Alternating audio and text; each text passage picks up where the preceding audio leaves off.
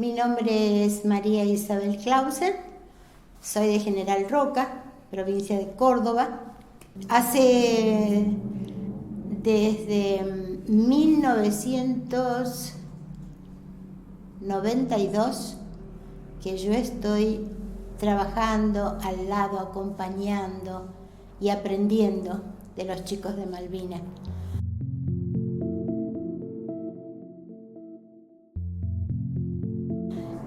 Yo siempre me refiero a ellos como los chicos de Malvinas, pero hay que saber decir lo que significa los chicos de Malvinas, porque se le dice los chicos porque eran muy jóvenes, aunque en esa época ya tenían edad para ir al servicio militar. Vivieron la guerra de otra forma, la vivieron como soldados, como héroes. Los nuestros, si bien muchos no lo eligieron, sabían dónde estaban.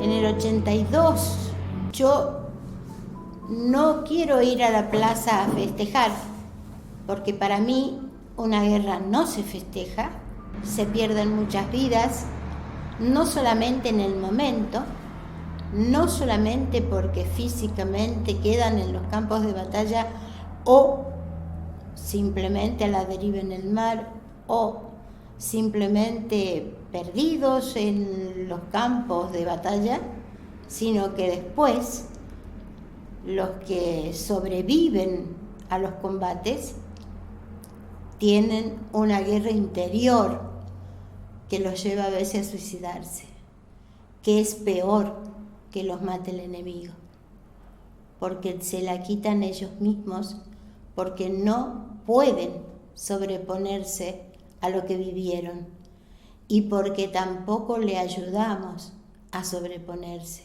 de lo que vivieron. Hasta ahí fue mi reacción primera ante lo que sucedió en Malvinas.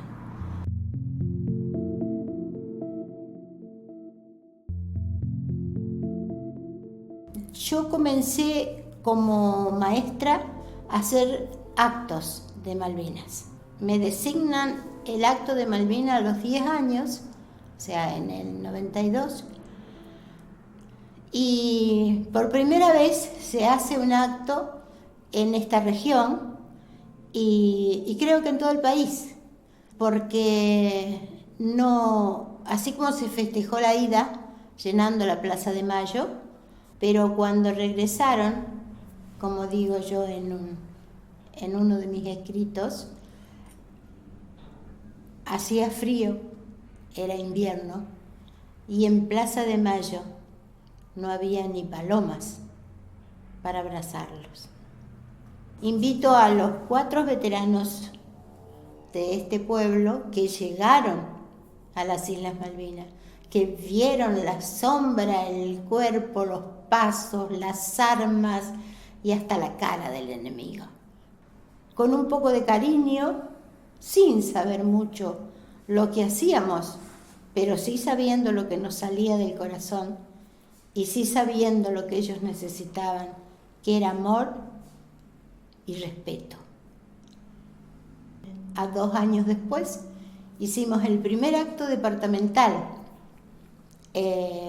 y invitamos a veteranos de varios lugares y ese año asistieron ya llamados por los mismos compañeros de aquí, asombrados de que les hicieran un acto, porque así como ellos estaban asombrados de que les hicieran un acto, se asombraba la gente de que yo como maestra organizara un acto.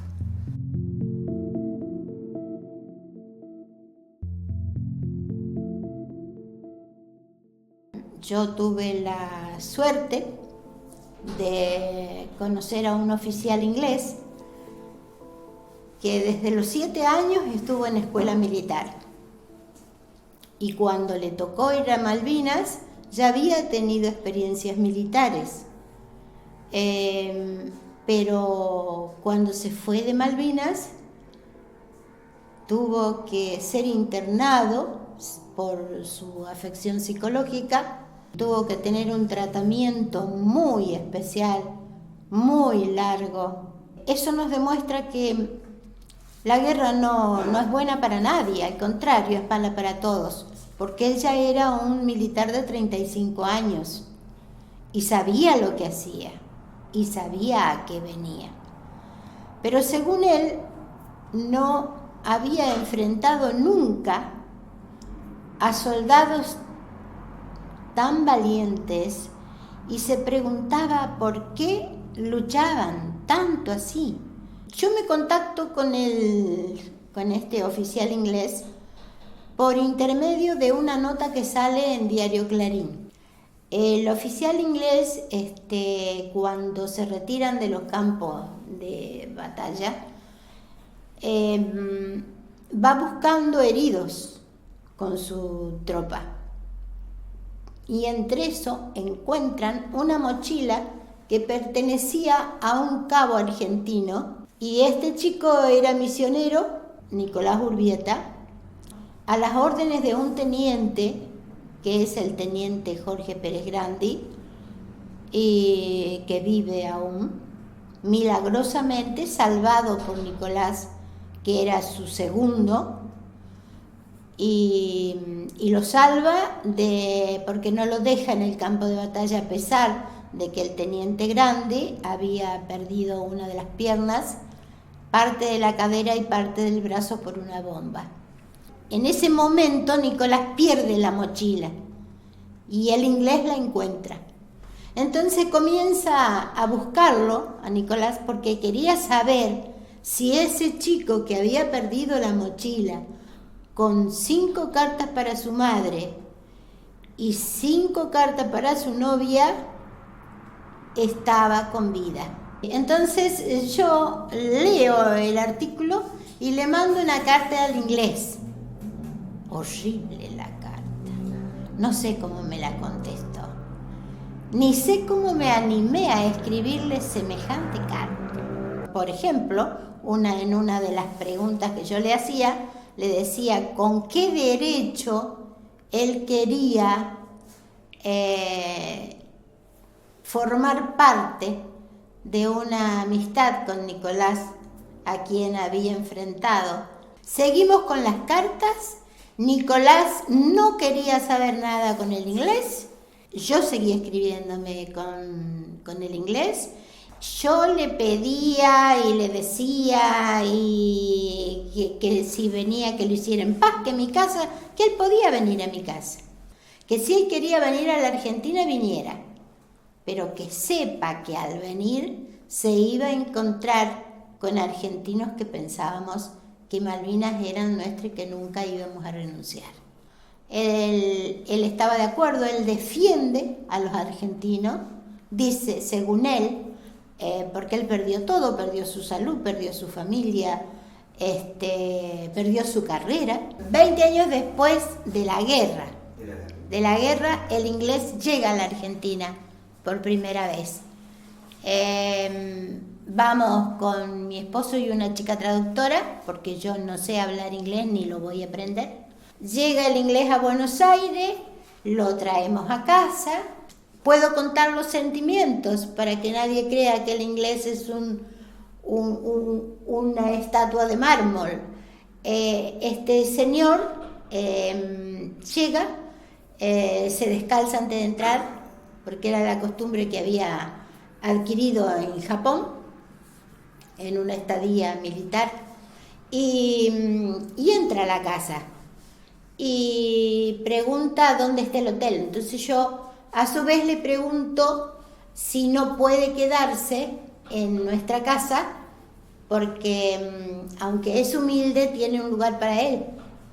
Entonces él le pregunta a la traductora, ¿yo me puedo quedar acá en la casa de ella? Y la traductora le dijo que sí. Y lo llevó al dormitorio que estaba preparado para él, y ahí rompió en llanto desconsoladamente, tanto como lo hizo el día en que, a 20 años de la guerra, en la cocina de casa, se abrazan Nicolás con May. Y Nicolás le entrega las cartas que había encontrado en la mochila. Nunca me importó lo que pensaran de mí o de lo que hacían los demás. Siempre me importó solamente lo que yo pensaba, de hacerlo equivocado o no, si estaba bien. Y para mí, que ellos se encontraran después de leer la carta del sufrimiento de ambos, me parecía perfecto que se encontraran para que pudieran hablar, conocerse y abrazarse, porque ninguno de los dos había organizado la guerra de Malvinas, pero sí los dos la habían sufrido y volvieron con enormes traumas. Entonces la forma, cuál era la manera de hacer que tanto dolor y posiblemente odio se apagara, encontrándose, contándose cada uno sus cosas y pudiendo a los 2 o 3 días que se conocieron abrazarse, porque se dieron cuenta que los dos habían cumplido órdenes y sufrido lo mismo y perdido lo mismo, porque Nicolás también perdió su familia. Fueron tantos pasos, tanta lucha, tanto proceso, y la gente no se convencía, como tampoco se convencía después que se encontraran.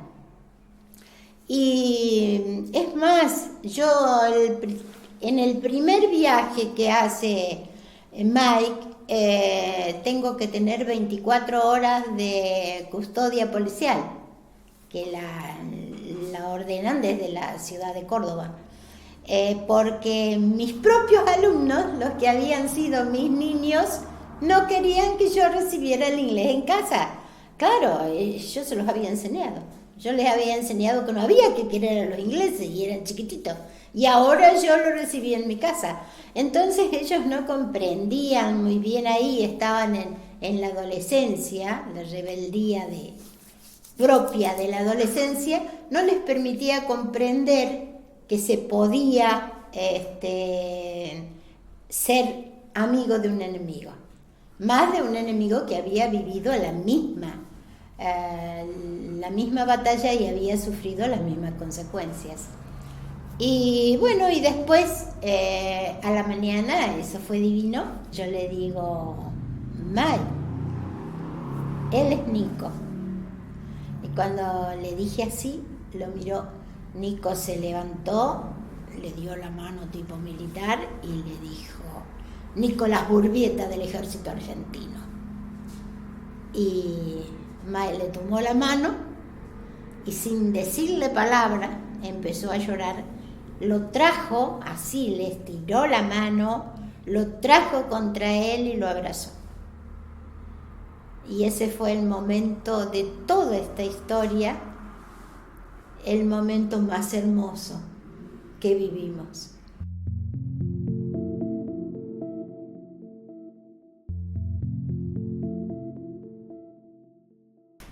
Yo empiezo a escribir para veteranos de Malvinas. Escribía en la escuela, sí, todas esas travesuras que escribimos los estudiantes, y escribía poemas de amor y todas esas cosas. Pero, ¿qué podía hacer yo? ¿Qué podía hacer para ayudarle a los chicos de Malvinas? Porque yo ya tenía contacto con el inglés y él me iba diciendo lo que tenían que hacer, lo que le habían enseñado los psicólogos a hacer a él. Y era que tenían que encontrarse y hablar, porque los mejores médicos eran ellos mismos. Hablar lo que les había sucedido, decirse lo que les dolía.